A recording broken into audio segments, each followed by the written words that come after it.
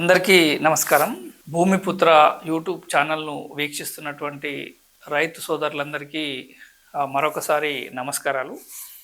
ఈరోజు మనం చర్చించుకోవాల్సినటువంటి ప్రధానమైన టాపిక్ రైతులకు సంబంధించినటువంటిది.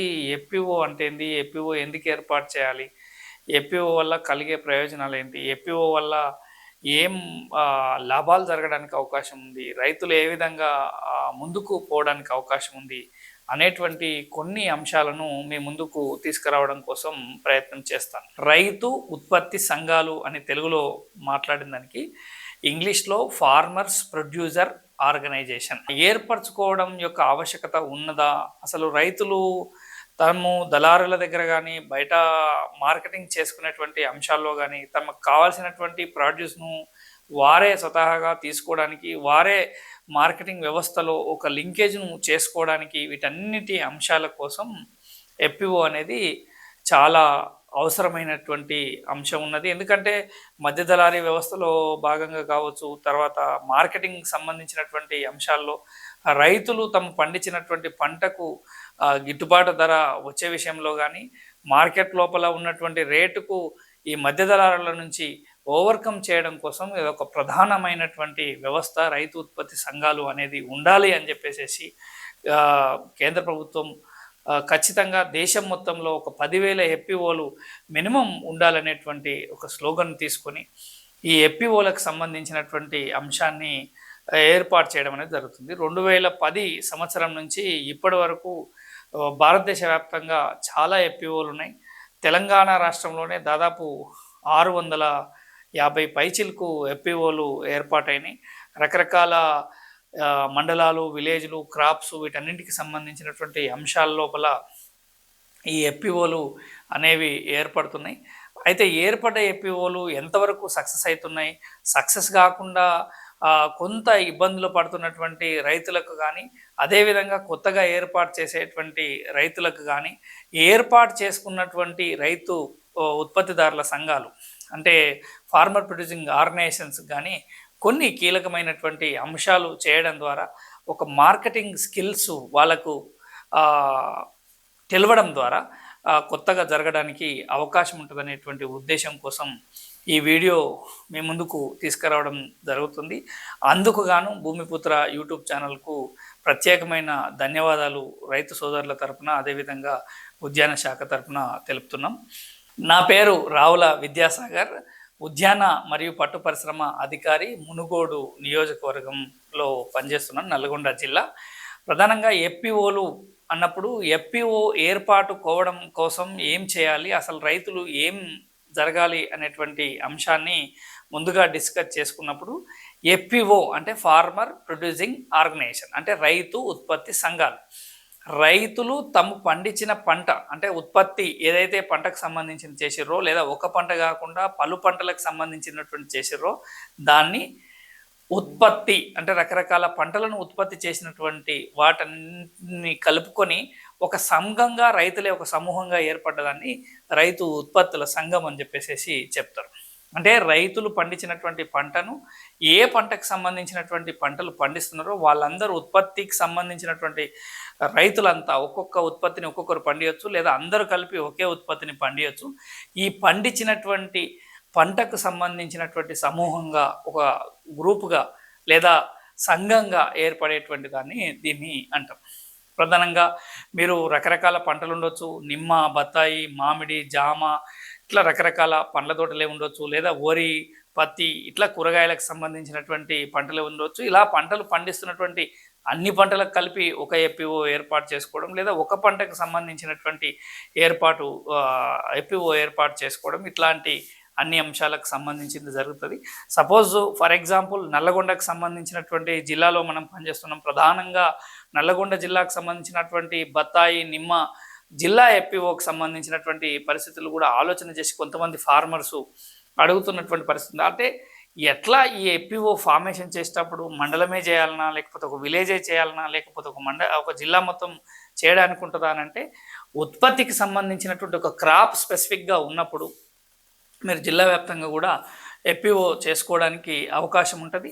అలా మండలమే ఉన్నప్పుడు పలు రకాల ప్రొడ్యూసర్స్ అంటే అన్ని రకాల పంటలకు సంబంధించినటువంటి అంశాలలో తీసుకున్నప్పుడు అక్కడ కూడా మీరు చేసుకోవడానికి అవకాశం ఉంటుంది. అయితే ఎఫ్పిఓ ఏర్పాటు చేయడానికంటే ముందు బ్యాక్గ్రౌండ్లో ఎఫ్పిఓలకు కంటే ముందు ఎఫ్ఐజీస్ అని చెప్పేసి ఉంటాయి. మీకు ఒక ప్రోగ్రామ్ రూపంలో నేను చూపించబోతున్నాను. ఎఫ్పిఓలకు సంబంధించినటువంటి అంశం వచ్చినప్పుడు ఈ మధ్యకాలంలో రైతు సోదరులందరూ ఎఫ్పిఓలు ఏర్పాటు చేసుకోవాలి, ఎఫ్పిఓలు జరగాలి అనేటువంటి దాంట్లో చెప్తున్నారు. దీన్ని కొంత డీటెయిల్డ్గా మీకు అందరికి అర్థమయ్యేటువంటి విధానం కోసం అర్థమయ్యే విధంగా చెప్పడం కోసం నేను ప్రయత్నం చేస్తాను. అయితే ఎఫ్పిఓలో మనం జనరల్గా చెప్పేది ఎఫ్పిఓ అని చెప్పేసి చెప్పేది ఇది ఫార్మర్ ప్రొడ్యూసింగ్ ఆర్గనైజేషన్. మనకు తెలుగులో రైతు ఉత్పత్తి సంఘం. ఇది ఎఫ్ఐజి అంటే రైతు ఆసక్తి సంఘం. అయితే రైతు ఆసక్తి గ్రూప్స్ సంఘాలు, రైతు ఆసక్తి సంఘాలు. ఈ రైతు ఆసక్తి సంఘాలు చేసినప్పుడు రైతు ఉత్పత్తి కంపెనీ అవుతుంది. ఇది ఒక కంపెనీ చట్టం భారతదేశంలో ఉన్నటువంటి 2013 కంపెనీస్ యాక్ట్లో భాగంగా సెక్షన్ 465 ప్రకారం కొత్తగా ఫార్మర్స్ అంటే రైతులు పండించినటువంటి పంటలతోటి దాంతో మార్కెటింగ్ చేసుకోవడానికి కావచ్చు, దాంతో ప్రొడక్షన్ చేసుకోవడానికి కావచ్చు, దాన్ని ప్రాసెసింగ్ చేయడానికి కావచ్చు, దాన్ని ఎక్స్పోర్ట్ చేయడానికి కానీ ఇంపోర్ట్ చేయడానికి కానీ ఒక ప్రైవేట్గా మనం బయట చూస్తున్నటువంటి కంపెనీలు ఏ కంపెనీ ఎట్లయితే ఉందో ఆ కంపెనీ స్థాయిలో కూడా ఈ రైతులు కంపెనీగా ఏర్పాటు చేసుకోవడం కోసం ఏర్పాటు చేయబడినటువంటి స్ట్రక్చర్ ఇది. ఎఫ్ఐజీస్, ఎఫ్పిఓస్ ఇవన్నీ ఏర్పాటు చేసుకొని ఈ దాంట్లో ఉన్నటువంటి ఒక 10 లేదా 11 మందితో ఒక బోర్డు ఏర్పాటు చేస్తారు.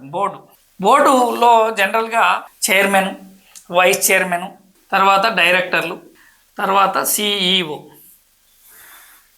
ఇట్లా ఉంటాయి. అదేవిధంగా ఒక ప్రోడక్ట్ బేస్డ్కి సంబంధించినటువంటి దాంట్లో జరుగుతున్నప్పుడు ఆ ప్రొడక్ట్ మేనేజర్స్ వేరే, తర్వాత ప్రొక్యూర్మెంట్ మేనేజర్స్ వేరే, ప్రాసెసింగ్ మేనేజర్స్ వేరే, ఇట్లా రకరకాల అంశాలకు సంబంధించినటువంటి ప్రోగ్రామ్స్ జరుగుతూ ఉంటాయి. డైరెక్టర్లు ఎంతమంది ఉండాలి, చైర్మన్ ఎవరు ఉండాలి, వైస్ చైర్మన్ ఎవరు ఉండాలి, అడ్వైజర్స్ ఉండొచ్చు, మెంటార్స్ ఉండొచ్చు, రకరకాల అంశాలతోటి ఏ కంపెనీ చట్టంలో ఏవేవైతే పాసిబిలిటీస్ ఉన్నాయో ఇందులో అన్ని రకాలుగా ఉంటాయి. ప్రధానంగా దీంట్లో జరిగిన దానికి బయట ఉన్నటువంటి కంపెనీలకు వాటికి సంబంధించినటువంటి షేర్స్ ఏంటంటే ఇక్కడ షేర్ క్యాపిటల్స్, షేర్ హోల్డర్స్ అని చెప్పేసి ప్రధానంగా కంపెనీలకు సంబంధించినటువంటి దాంట్లో చెప్పడం జరుగుతుంది. ఇక్కడ ఒక రైతుకు ఒక షేర్ ఉంటుంది. ఆ షేర్ వాల్యూ ఎంతనైనా ఉండొచ్చు. ఒక రైతుకు ఒక షేర్కు సంబంధించినటువంటి వాల్యూ ఉంటుంది.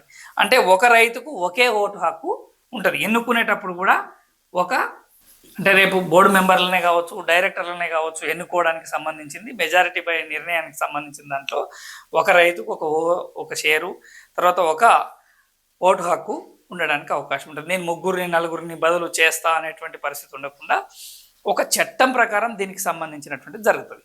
సో అప్పుడు ఒక్కొక్క మండలానికి ఒక ఎఫ్ఐజీ ఉండొచ్చు, లేదా ఏరియాని బట్టి, లేదా మొత్తం మీద 33 మండలాలు ఉంటే 33 ఎఫ్ఐజీలు.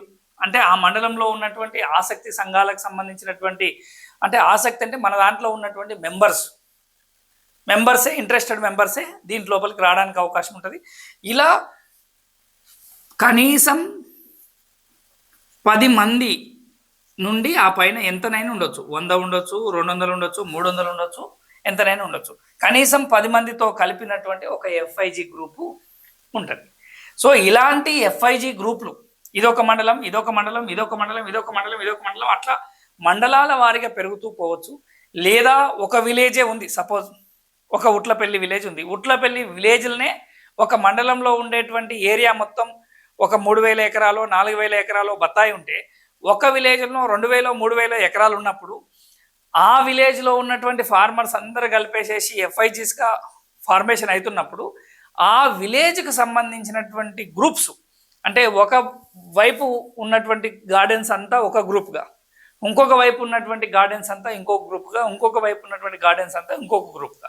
ఎందుకు ఈ గ్రూప్కి సంబంధించినటువంటి జరుగుతుందంటే, రేపు మీరు ప్రొక్యూర్మెంట్ చేసినా కానీ ఏదైనా ఒక ప్రొడక్ట్ బేస్డ్లో మొత్తం మేము ఆర్గానిక్ వేలో కానీ లేదా మొత్తం ప్రొడక్ట్ను ప్రొక్యూర్ ఛానల్లో మేము అది చేయడానికి పెస్టిసైడ్ ఫ్రీ, రెసిడ్యువల్ ఫ్రీ, అంటే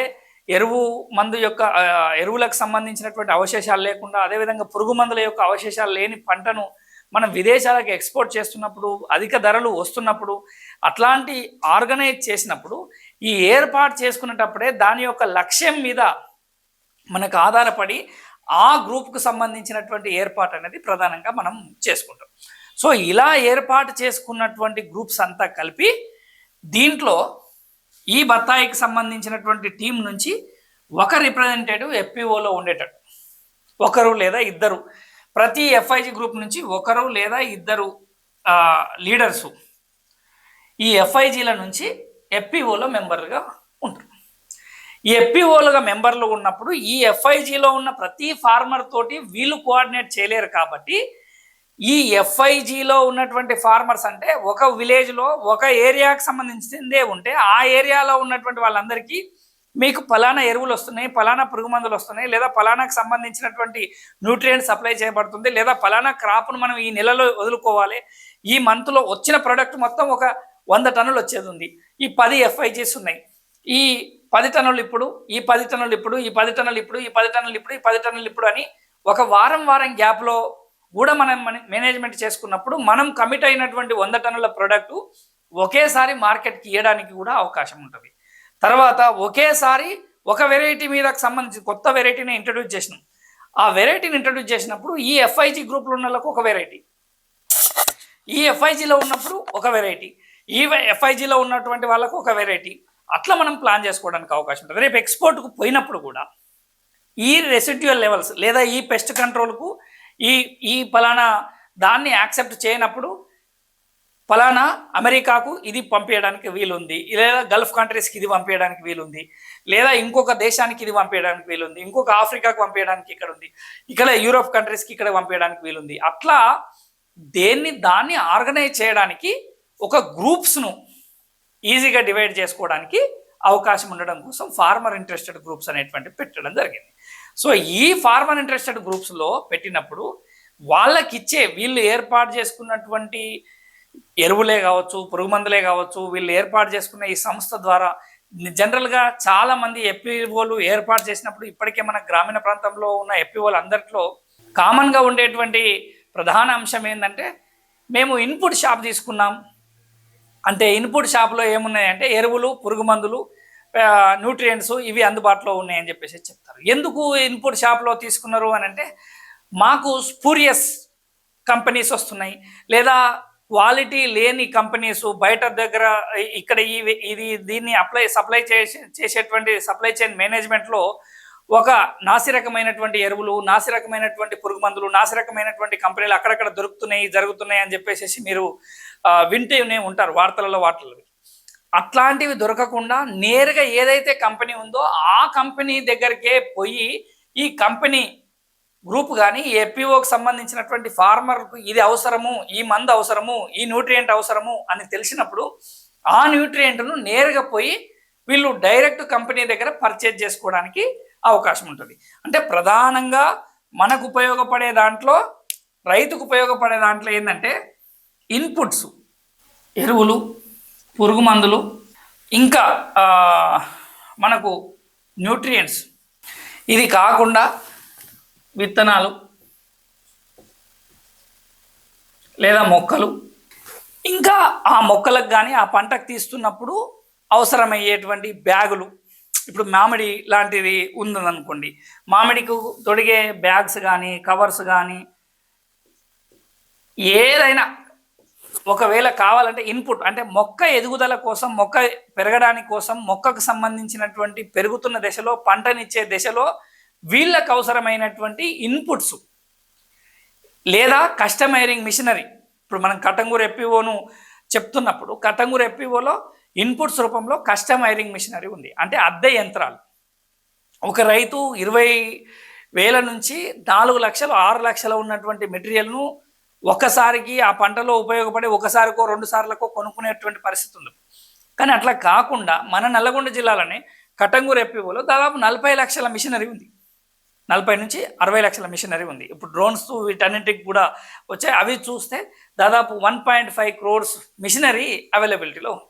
సో ఈ 1.5 crores మిషనరీని పెట్టుకొని ఇండివిజువల్ ఫార్మరు లేదా 20 లక్షలు 10 లక్షలు 5 లక్షలు 2 లక్షలు 3 లక్షలు మిషనరీ పెట్టుకొని మిషనరీకి సంబంధించినటువంటి దాన్ని మనం కొనుక్కోవాలంటే ఆ కొనుక్కునే దానికి ఖర్చు ఎక్కువ అయ్యేటువంటి పరిస్థితి ఉంది. దాని వాడకం కూడా తక్కువయ్యే పరిస్థితి. అప్పుడు అట్లాంటప్పుడు కస్టమ్ ఐరింగ్ మిషనరీ అంటే అద్దె యంత్రాలను కూడా మనం పెట్టుకొని ఆర్గనైజ్ చేసుకోవడానికి అవకాశం ఉంటుంది. అద్దె యంత్రాలు పెట్టుకొని మనం ఆర్గనైజ్ చేసినప్పుడు చాలా తక్కువ కాస్ట్లోనే ఎక్కువ ఇన్పుట్ అంటే రైతుకు కావాల్సినటువంటి సపోర్ట్ టెక్నికల్గా డబ్బులు పెట్టకుండానే తక్కువ కాస్ట్లోనే ఎక్కువ అవసరాన్ని రైతు యొక్క అవసరాన్ని తీర్చుకోవడానికి ఎఫ్పిఓ ఫెసిలిటేట్ చేయడానికి పనిచేస్తుంది. ఇక్కడ ఎఫ్పిఓ ఏర్పాటు చేసుకున్న తర్వాత మీరు లైసెన్సులకు సంబంధించినటువంటి అప్లై చేసుకున్నప్పుడు మనం జిల్లా వ్యవసాయ అధికారి కార్యాలయం నుంచి లేదా మండల వ్యవసాయ అధికారి కార్యాలయం నుంచి మనం లైసెన్సులు అప్లై చేసేది ఉంటుంది. లైసెన్స్ ప్రాసెస్ మొత్తం ఆన్లైన్లో జరుగుతుంది.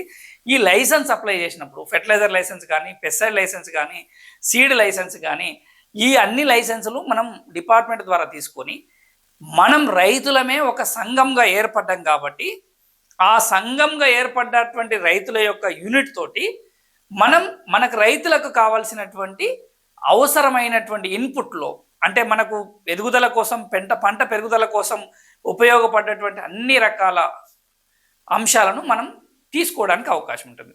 ఏంటి డిఫరెన్స్? ఇప్పుడు సపోజ్ వైట్ పొటాష్ కావాలి. ఎగ్జాంపుల్, వైట్ పొటాష్ అనేది నీళ్ళల్లో కరిగేటువంటి పొటాష్ బేస్డ్కి సంబంధించినటువంటి ఎరువు. మామూలుగా మ్యూరేట్ ఆఫ్ పొటాష్ రెడ్ కలర్లో ఎర్ర పొటాష్ అని చెప్పేసి మార్కెట్లో దొరుకుతుంది. ఈ రెడ్ పొటాష్ నీళ్ళల్లో పోస్తే కరగదు. కానీ కూరగాయలు, పండ్ల తోటలు మెజారిటీగా వాడేటువంటి దాంట్లో ఈ మొక్క సైజు రావడానికి కానీ, మార్కెట్ లోపల మంచి వాల్యూ రావడానికి కానీ, షైనింగ్ రావడానికి కానీ, మొక్క ఎదుగుదల కోసం ఈ వైట్ పొటాష్ పనిచేస్తుంది. సో ఇట్లాంటి వైట్ పొటాష్ అవసరం ఉన్నప్పుడు ఈ అవసరం ఉన్న వైట్ పొటాష్ అన్ని షాపులలో దొరికే పరిస్థితి లేదు. సో ఇలాంటిది దొరకాలనుకున్నప్పుడు ఒక గ్రూప్ ఆఫ్ ఫార్మర్స్ మేము ఇంతమంది ఉన్నాం, సో 500 మంది ఉన్నాం, ప్రతి రైతుకు ఒక 2 బస్తాలు 3 బస్తాలకు సంబంధించినటువంటి పడ్డది అంటే సో ఇలా మనం రైతులకు కావాల్సినటువంటి సపోజ్ వైట్ పొటాష్ లాంటిది కావాలనుకున్నప్పుడు ఆ వైట్ పొటాష్ లాంటి దాన్ని కూడా మనం గ్రూప్గా ఉన్నటువంటి ఫార్మర్స్ ద్వారా అయితే తీసుకోవడానికి అవకాశం ఉంటుంది. లేదా ట్రాప్స్ లేదా ఎరువులకు సంబంధించింది కాకుండా పలానా పురుగు మందు, పలానా న్యూట్రియంట్, పలానా కంపెనీది బాగా పనిచేస్తుంది, లేదా ఐఏహెచ్ఆర్ లాంటి చోట్ల ఇంకో దగ్గర నువ్వు పనిచేస్తుంది అన్నప్పుడు నేరుగా మనం బల్క్లో మనం సప్లై చేసుకోవడానికి బార్గెనింగ్ పవర్ పెరగడానికి అవకాశం ఉంది. దాని ద్వారా ఇన్పుట్ కాస్ట్ 1000 రూపాయలకో 1500కో వచ్చేటువంటి దాన్ని డైరెక్ట్ కంపెనీ దగ్గర పోయినప్పుడు వాళ్ళు distributor price, state distribution price ఏదైతే ఉందో ఒక 1000 రూపాయల ప్రొడక్ట్స్ ఉందంటే దాన్ని ఒక 650-700 రూపాయలకు మార్కెట్ లోపలికి కంపెనీ డిస్ట్రిబ్యూట్ చేస్తున్నప్పుడు ఇక్కడ డిస్ట్రిబ్యూటర్ ఛానల్ నుంచి డీలర్ నుంచి సబ్ డీలర్ నుంచి లోకల్లో ఉన్నటువంటి డీలరు, అక్కడి నుంచి మనం రైతు కొనుక్కొచ్చుకునేటువంటి పరిస్థితి. అంటే ఇక్కడ 3-4 చైన్ లింకు మారడానికి అవకాశం ఉంది. నేరుగా ఇక్కడ డిస్ట్రిబ్యూటర్ తోటే చేసుకున్నప్పుడు ఈ చైన్లో లింకులో ఉన్నటువంటి ఆ రేట్స్ కూడా మనం టారిఫ్స్ తగ్గడానికి రైతుకు మేలు జరగడానికి అవకాశం ఉంది. నెంబర్ 1. నెంబర్ 2 ఏంటి? ఆ రైతులకు క్వాలిటీ ప్రోడక్ట్ ఏదైతే ఒరిజినల్ ప్రోడక్ట్ ఉందో, స్పూరియస్ ప్రోడక్ట్, బయట నకిలీకి సంబంధించినటువంటి ప్రోడక్ట్ రాకుండా నేరుగా ఉపయోగపడడానికి అవకాశం ఉంది. ఇది కాకుండా ఎఫ్పిఓలు ఏర్పాటు చేసుకున్నప్పుడు ఎఫ్పిఓలు టైఅప్ అయిపోతాయి. అంటే ఒక కంపెనీకి నేను ఫలానా ప్రోడక్ట్ని ఇస్తా లేదా ఇంత పంటను నేను రెగ్యులర్గా సప్లై చేస్తా అన్నప్పుడు ఈ మార్కెట్ సంబంధించినటువంటి లింకేజ్ను కూడా మనం చేసుకోవడానికి అవకాశం ఉంది. సో ఇంకొకటి ఏంది, మార్కెటింగ్కి సంబంధించినటువంటి అంశం కూడా అంశాన్ని కూడా చేసుకోవచ్చు. అది డైరెక్ట్ రా మెటీరియల్స్ మార్కెటింగ్ చేస్తామా లేకపోతే ప్రాసెస్ చేస్తామా అనేటువంటి దాన్ని మనం గ్రేడ్ చేసి గ్రేడింగ్స్ తర్వాత క్వాలిటీకి సంబంధించినటువంటి A grade, B grade, C grade అని చెప్పేసి చేస్తామా అనేటువంటి విషయాన్ని కూడా మీరు చేసుకోవడానికి అవకాశం ఉంది. ఇది కాకుండా ప్రాసెసింగ్ ఇండస్ట్రీస్కి సంబంధించింది కూడా మీరు మార్కెట్ చేసుకోవడానికి అవకాశం ఉంటుంది. ప్రాసెసింగ్ అంటే ఏంది అంటే ఒక పంటను ఉత్పత్తి చేసిన తర్వాత దాన్ని పలు రకాలుగా ఉత్పత్తి చేసేటువంటి దాన్ని బై ప్రొడక్ట్స్గా డివైడ్ చేసుకొని ఆ ప్రాసెస్ చేసిన తర్వాత నిల్వ సామర్థ్యాన్ని పెంచి విలువ సామర్థ్యాన్ని కూడా పెంచడానికి అవకాశం ఉంటుంది. ఇప్పుడు టమాటా ఉంది, టమాటాకు సంబంధించింది రా మెటీరియల్లో టమాటా అమ్మినప్పుడు ₹2 ₹3 వస్తుంది. ఆ రా మెటీరియల్ టమాటాను సాస్ రూపంలో కానీ కెచప్ రూపంలో కానీ లేదా పికిల్ రూపంలో కానీ ఒక ప్రాసెస్ చేసి ఆ ప్రాసెస్ చేసిన తర్వాత దాన్ని మార్కెట్కి చేయడం ద్వారా మనం ఎక్కువ డబ్బులను రైతుకు నేరుగా అందడానికి అవకాశం ఉంటుంది. అట్లా ఇండివిజువల్ ఫార్మరు ఒక ప్రాసెస్ చేయాలంటే ఒక 100 టన్నులు 200 టన్నులు 1000 టన్నులు కావాలంటే 1000 టన్నులను ఒకే దగ్గర ఒక ఫార్మర్ దగ్గర పొందేటువంటి పరిస్థితి ఉంది. సో ఇలా FIGs గ్రూప్కి సంబంధించినటువంటి ఫార్మర్స్ అంతా ఒకటే కొలాబరేట్ అయ్యి ఒకటే పంటను కనుక చేసినప్పుడు వాళ్ళు పండించినటువంటి పంటను కూడా ఒకే రకమైనటువంటి ప్రాసెస్ చేయడానికి అవకాశం ఉంటుంది. సో నేను ఈ వీడియో ద్వారా మీకు రైతు సోదరులందరికీ తెలియదలుచుకున్నది ఏంటంటే, తెలియజేయాల్సినటువంటి అంశంలో ప్రధానంగా మీరు గుర్తుపెట్టుకోవాల్సినటువంటి అంశం FIGస్కి సంబంధించినటువంటి అంశాల్లో ఫార్మర్ ఇంట్రెస్టెడ్ గ్రూప్ ఉంటాయి, రైతు ఆసక్తి సంఘాలు ఉంటాయి. ఈ రైతు ఆసక్తి సంఘాలకు ఏదైతే అవసరం ఉన్నదో ఆ సంఘాల టీమ్ లీడర్స్ కానీ ఆ సంఘం నుంచి మనకు అవసరం ఉన్నది FPO క్యారీ చేస్తుంది. FPO క్యారీ చేసినటువంటి అంశాలను ఇన్ని సంఘాలకు ఇంతమంది రైతులకు ఇంతమంది ఇండివిజువల్ రైతులకు కావాల్సినటువంటి దాంట్లో FPO నిర్ణయం తీసుకొని దీన్ని మనం పర్చేజ్ చేస్తాము, దీన్ని మనం మాట్లాడాల్సిన అవసరం ఉంది, దీన్ని మనం తీసుకురావాల్సిన అవసరం ఉంది, ఈ ప్రొడ్యూస్ను మనం బయటికి పంపించాల్సిన అవసరం ఉందని ఒక కంపెనీస్ యాక్ట్లో ఒక కంపెనీ యొక్క మొత్తం ఎట్లయితే వర్క్ చేస్తుందో ఆ రకంగా FPC వర్క్ చేస్తుంది. అంటే ఒక నిచ్చెన మెట్ల వ్యవస్థలాగా దీనికి కూడా ఒక డైరెక్టర్లు, ఒక CEO, ఒక పద్ధతి ప్రకారంగా ఒక కోర్స్ ఆఫ్ యాక్షన్ ఉంటుంది. సో దీని ద్వారా మీరంతా సంఘటితమై మనకందరికీ మనమే ఏర్పాటు చేసుకున్నటువంటి సంస్థ. ఇండివిజువల్గా ఒక రైతు ఒక వ్యవస్థను మొత్తం ఏర్పాటు చేయాలి అంటే అది ఏర్పాటు చేసేటువంటి పరిస్థితి ఉండదు. సుమారు 1,00,000 కోట్ల వరకు మీరు వ్యాపారం చేయాలనుకున్నా ట్యాక్స్కి సంబంధించింది కావచ్చు, ప్రభుత్వం నుంచి ఎగ్జంప్షన్కి సంబంధించినటువంటి విషయాలు కావచ్చు, ఇవన్నీ విషయాలను ఈ FPOల ద్వారా రైతుల యొక్క కళను సాకారం చేయాలనేటువంటి ఉద్దేశంతో కేంద్ర రాష్ట్ర ప్రభుత్వాలు రైతులకు ఒక సంఘటితం చేసి ఆ సంఘటితమైనటువంటి రైతులంతా ఒక ప్రోడక్ట్ను ఒకే యూనిట్ కింద ఒక దగ్గరనే అమ్ముకోవడం కోసం ఆ ప్రోగ్రామ్ను తీసుకురావడం జరిగింది. సపోజ్ 1 డిస్ట్రిక్ట్ 1 ప్రోగ్రామ్ కింద నల్లగొండ బత్తాయి నిమ్మకు సంబంధించినటువంటి సిట్రస్కు జరిగింది. సో ఇలా నల్లగొండకు సంబంధించిన సిట్రస్ గ్రూప్ అంతా ఒక యునైట్ ఫార్మర్స్గా కనుక ఉండగలిగితే అప్పుడు ఈ ఫార్మర్స్ మొత్తం కలిపేసేసి వీళ్ళ దగ్గర పండినటువంటి బత్తాయే కావచ్చు, వీళ్ళ దగ్గర పండినటువంటి నిమ్మనే కావచ్చు, ఫస్ట్ గ్రేడ్ క్వాలిటీని లోకల్లో ఉన్నటువంటి కన్జంప్షన్ కావచ్చు, మన వివిధ రాష్ట్రాలలో ఉన్నటువంటి క్వాలిటీ కావచ్చు, సూపర్ మార్కెట్లు కావచ్చు, హైపర్ మార్కెట్లు కావచ్చు, రకరకాల హైదరాబాద్లో కానీ వివిధ దేశంలో ఉన్నటువంటి ప్రధాన నగరాలన్నింటికీ ఈ ప్రోడక్ట్ను పంపడానికి అవకాశం ఉంటుంది. సెకండ్ గ్రేడ్, థర్డ్ గ్రేడ్ వీటికి సంబంధించినటువంటి ప్రొడ్యూస్ను మొత్తాన్ని కూడా మనం లోకల్లో ఆర్గనైజ్ చేయడానికి కూడా ఒక గ్రూప్ ఆఫ్ ఫార్మర్స్ మింగిల్ అయి ఉండడం ద్వారా ఆ ప్రొడక్ట్ లైన్ను మనం సక్సెస్ చేయడానికి అవకాశం ఉంటుంది. సో ఇలాంటి FPOలల్లో సక్సెస్కి సంబంధించినటువంటి ఏ రకంగా జరిగితే ఎలా సక్సెస్ అవుతున్నాయి అనేటువంటి విషయాలను కూడా మరిన్ని విషయాలతో భూమిపుత్ర యూట్యూబ్ ఛానల్ మీ దగ్గరికి తీసుకురావడం కోసం ప్రయత్నం చేస్తుంది. ఆ దిశగా రైతు సోదరులకు మేలు జరుగుతున్నందుకు ప్రత్యేకమైన ధన్యవాదాలు. Thank you.